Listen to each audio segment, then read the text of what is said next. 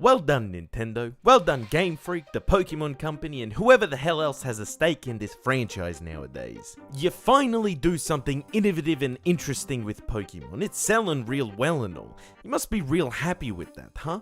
Just one thing you forgot. Just one, really important thing. Where are the fucking whoopers? Hey guys, it's me, Davo, the undisputed king of all gamers, the most unbiased reviewer of all time. And unless you clicked on this video on accident or are legally blind, you know why you're here. Either to dislike this video, in which case I applaud you for making it this far, or to join in on the bandwagon of hate, in which case it's good to see the clickbait working. And I'll start by saying this. Pokemon Legends Arceus is the best thing that the Pokemon franchise has done for several years. Indisputably. For starters, it's actually somewhat different to the last 10 games that came before it, so I think it earns it on that merit alone. And although it's not as if you'd call the game particularly innovative in the grand scheme of the video games industry, for Pokemon it's a giant leap forward. But innovation alone does not a good game make. Is that grammatically correct?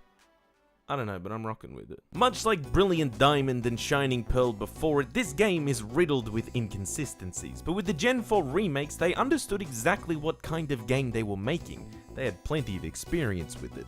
But Arceus feels like a game made by a developer that spent far too long inside their comfort zone, and now that they're out in the open and trying something new, they're not really sure how to go about it. And that's why it's time to invoke some classic angry Davo, because not only did they leave out God's greatest gift to humanity from this game, and don't worry, we'll get to that, but because Arceus is not quite the game that I was envisioning this franchise turning into all those years ago as a starry-eyed Pokemon Pearl addict. Here's why Pokemon Legends Arceus sucks. If you don't know anything about this game, it's basically a more open-ended version of Pokemon with much less of an emphasis on battling and far more on catching them and finishing research tasks to fill out your Pokédex. It's set in ancient Sinnoh, known in those days as Hisui, and has several different map regions that you'll traverse while also facing boss Pokemon, known in-game as Nobles, which are all frenzied by a weird lightning coming out of a giant hole in the sky. And yes, the storyline is as shit as it sounds. It's a Pokemon game, that's to be expected. It's a little hard to categorize it other than just calling it an action RPG, which is a little vague, but it reminds me in some ways of Monster Hunter, largely the boss fights, base camps, and avoiding attacks, because Dark Souls is not the only game that has a fucking dodge roll in it, and very much of Breath of the Wild, and Nintendo was certainly hitting that comparison home, even down to the cheery little jingles that play when you pick up items. And look, before I get into angry mode, there are some things that I do like about this game. Firstly, as mentioned, it's actually trying to do something different. I very much like how the Pokédex and research works in particular. Rather than just catching one of each, Pokemon all have certain research goals to fulfill, such as how many you've caught, defeated in battle, seen use a particular move, and so on. And completing enough of these tasks will get you to research level 10 and complete the entry for it. And the tasks will vary with each species. What this does is makes how you go about researching each Pokemon dynamic. You won't always go about it the same way for each one, and at the same time there are several tasks on offer and you won't have to do all of them to get to level 10, meaning it also allows you to choose how you want to go about it in a way that suits your playstyle. There's also alphas, which are basically just big motherfucking versions of Pokemon. They're more aggressive in the wild than normal Pokemon, and certain Pokemon will have research tasks to catch alpha versions specifically. I like that Pokemon will vary in size anyway, whether they're alpha or not. It adds an extra collection aspect to the game. Arceus is very much a game for 100%ers. Another thing about this game is how much more seamless it feels than the mainline games, particularly when it comes to catching Pokemon and battling. You don't actually have to start a battle with a wild Pokemon to catch it, and it's often more convenient to avoid doing it anyway. The battle system has been reworked in some aspects, but what I like the most about it is that in the wild, it's a seamless transition. There's no fade in and fade out. You throw down your chosen Pokemon, complete the fight, and just keep going. The way that turns work in battles has been changed. Rather than just being simultaneous, there's a proper turn order which is influenced by Pokemon speed, but also things such as status effects and the introduced agile and strong style moves. It's fairly straightforward. Agile moves are weaker but increase your turn order priority, and strong moves are stronger but lower it. It does add a much needed extra layer of strategy to Pokemon's horrifically basic turn-based combat. The way you progress and explore the world is influenced a lot by unlocking new noble Pokemon that are very important and have godly powers and all, but you can also just instantly summon them when needed to traverse a landscape because they're basically your slaves. It works a lot like the hidden moves do in the mainline games, and it adds a nice layer of Metroidvania-esque progression that will slowly open up more and more of the landscape as you progress, and the game doesn't dole them out too quickly either. Being able to switch on the fly is also great, and a nice change of pace from a previously unnecessarily tedious mechanic in this franchise. In a lot of ways, this game is just the wild area from Sword and Shield, but better, largely because it works much better with the game's far more seamless battle and catching mechanics. And when this game lets you loose to explore and roam about its vast expanses, is when this game is at its absolute best. Unfortunately, however, Arceus also has a tendency to prevent you from just going out and playing the game. One area in which the game certainly didn't innovate is by adding a storyline that anybody gives a shit about, because in true Pokemon fashion, the story and writing in this game are absolute garbage. I know I'm complaining about the storyline in a game primarily marketed towards children, but it's still terrible. Without spoiling anything, it's a fairly typical Chosen One plotline. None of the twists were unexpected or impactful, and its characters are either hopelessly forgettable, unbearable to witness existing, or exist simply to chew your ear off about bullshit you don't care about. There's also this big emphasis on how dangerous Pokemon are and how they can straight up kill you, which honestly would have been a somewhat refreshing way to explore the dynamic between people and Pokemon if it wasn't constantly brought up over and over. We get it, wild Pokemon are scary. You know, until you throw a Pokemon down and they instantly stop trying to attack you. The game pads itself out with inane side quests, most of which are just copy-pasted. Bring me a certain Pokemon, bring me these items, complete the Pokédex for this Pokemon. It's the sort of thing you feel compelled to do for the extra rewards, but well before the end of the main story, I stopped going out of my way to do them to avoid getting bored out of my mind. The story feels incredibly rushed towards the end of the game as well. You're just going from place to place doing the same shit over and over, and ooh, we have this magical ore that we need conveniently placed in this cave like 200 meters away, and there's not even a Mount Coronet dungeon or anything heading up to Spear Pillar. This is the cave leading up to the top of the mountain. Fuck me dead.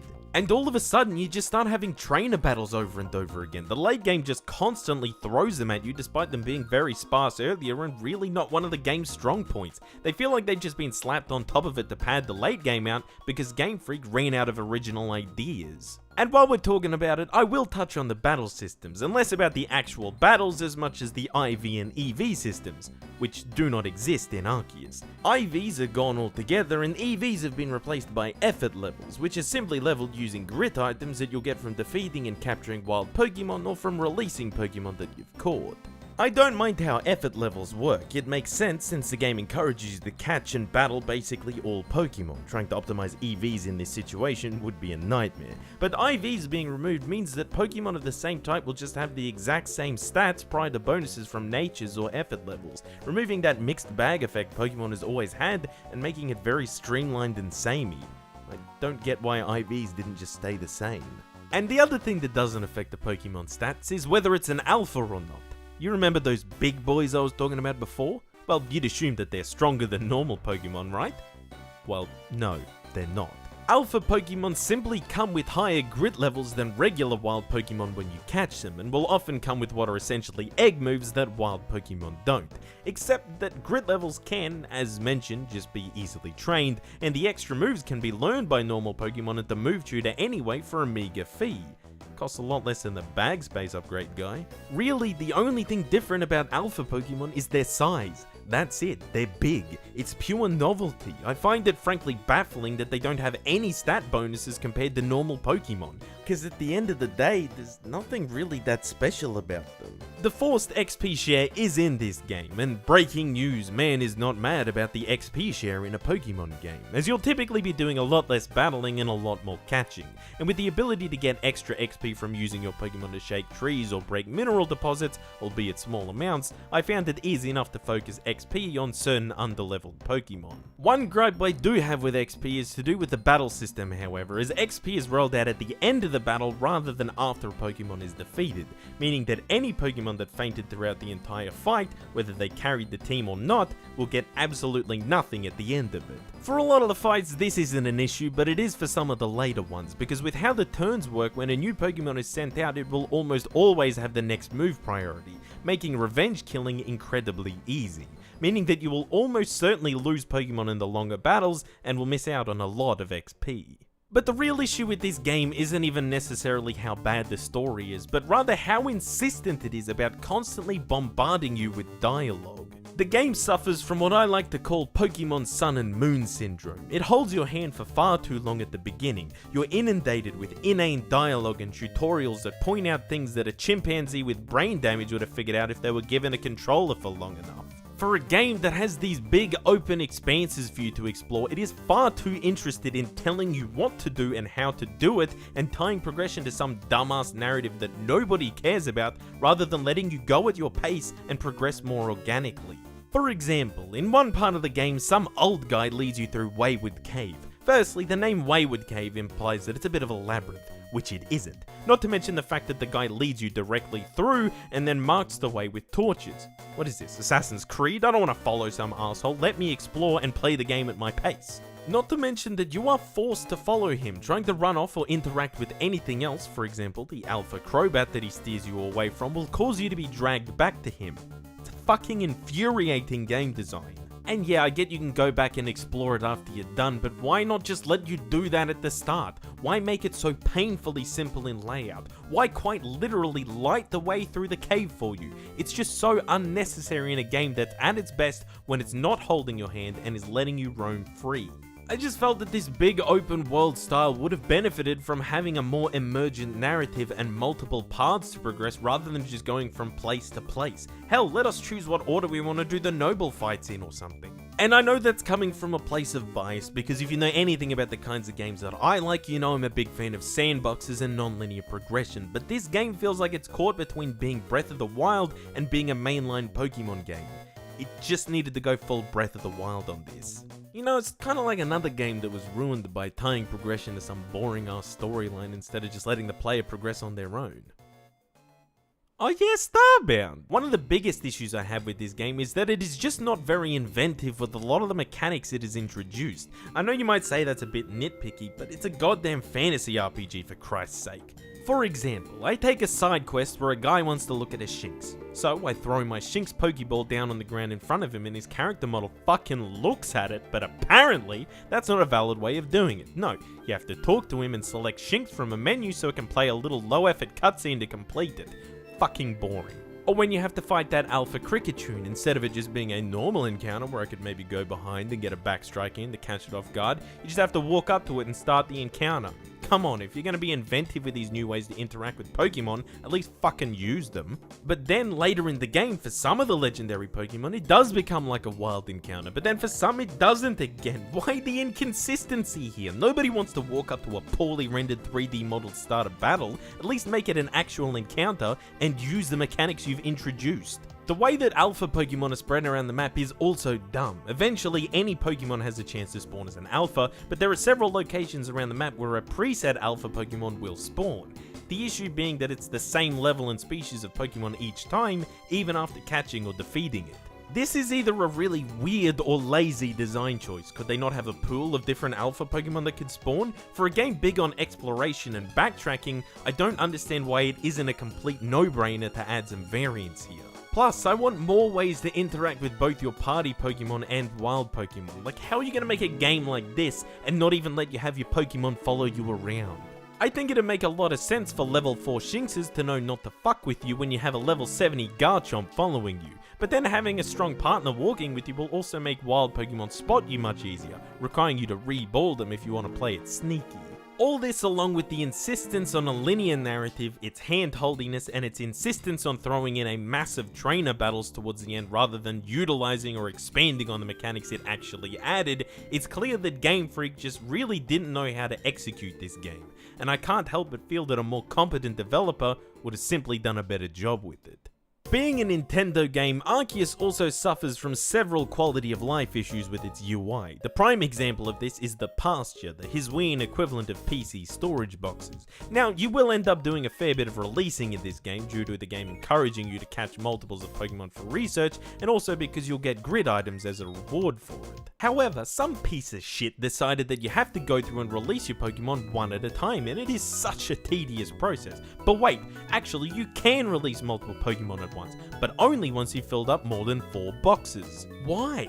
Why would you lock it until people start developing a hoarding problem before allowing players to have what should be a basic implementation of the UI? This is peak Nintendo menu design bullshit.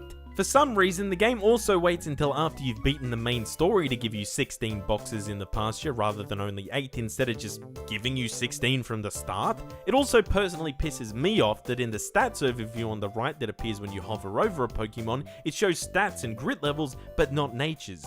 Just add the red and blue arrows for fuck's sake. Yes, I appreciate that a lot has been done to make the game less tedious, but it's horribly inconsistent about it. There's plenty of other examples of needless tedium, like the Move Mastery cutscene or the existence of basically any of the game's dialogue, and on a technical level, the game is just not up to scratch. The game found some inspiration from other open world titles like Skyrim in being able to glitch your way up steep terrain using a mount. I often wasn't sure if I was actually meant to be able to access certain areas with word deer, especially with the other mounts that you unlock later. It also apparently found some inspiration from Skyrim in the way of texturing, because visually, the game is far from impressive, especially if you compare it with Breath of the Wild, which came out in 2017.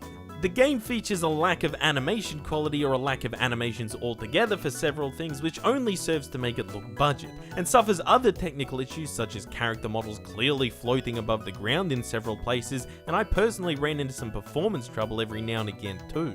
Pokemon that are off in the distance drop to like 5 FPS for some reason. This game has a render distance comparable to when I played Minecraft on my old school laptop. It's a slight step up overall from Sword and Shield, but much like the game design of its mainline series, the technical quality of Pokemon remains a relic of the past. At the end of the day, what really sucks about Pokemon Legends Arceus was how mediocre it was. I won't pretend that I didn't enjoy it or that it isn't the best thing to come out of this franchise in a long time, but I also won't pretend that it didn't fall well short of my expectations. It's a game that's far too interested in shoving a mind-numbingly boring storyline down your throat and holding your hand along the way, rather than just letting you explore its world and have fun on your own. Game Freak is simply not a good developer. Compared to the median quality of games out there, theirs are below average. They've been riding on the fact that they make Pokemon games for far too long, and now that they've started to come out of their shell and do something different, they don't know how to do it right. If the Pokemon franchise were in the hands of another developer, this game could have simply been executed better. You know, it could have been made by Bethesda and been a bug-filled mediocrity that people still treat like the greatest game of all time. Or it could have been made by Valve and actually been the greatest game of all time, apart from the fact that it would never be fucking released. And yes, I applaud them for trying to do something new with the series, but like I said, the game is not good by virtue of being innovative. And let's please not pretend that it's breaking any new ground in the games industry. Not mechanically, and certainly not technically. But what I definitely cannot applaud them for is gross incompetence. And I'm not talking about the misuse of mechanics or the terrible story, no. What I'm talking about is the unforgivable decision to not put any goddamn whoopers in this game. What the fuck is wrong with you people? Why? Why would you not put the best thing to come out of this franchise in this game? And you know what the worst part is? Wooper was in the original Sinnoh Dex, which means that you intentionally went out of your way to remove it from this game. It truly boggles the mind that someone very specifically made this design choice to actively make the game worse. I'd almost forgive all of the dumb bullshit and poor design choices your game is filled with if you just let me catch a big alpha Wooper. But no, you can't even grant me that, can you? Pokemon game without Wooper is like... it's like Family Guy without Peter. This reminds me of that one time when I didn't put Wooper in the Pokemon game. Oh man, this game sucks. And if this is some dumbass ploy to sell Hisuian Wooper as DLC, then fuck you, Nintendo. How dare you paywall God's greatest gift to humanity? There had better be a free Wooper update coming to this game, or I will continue making mean videos about you on the internet.